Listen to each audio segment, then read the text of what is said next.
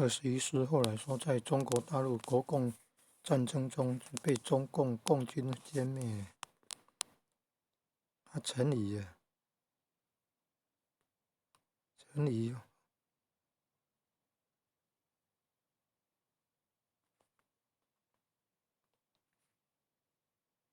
后来到大陆浙江省当省主席还是什么？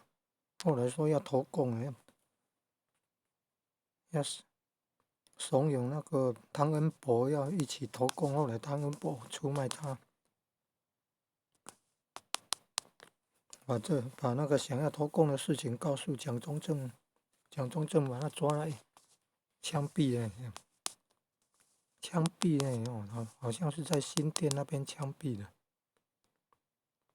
陈仪你看要负最大责任，后来被枪毙。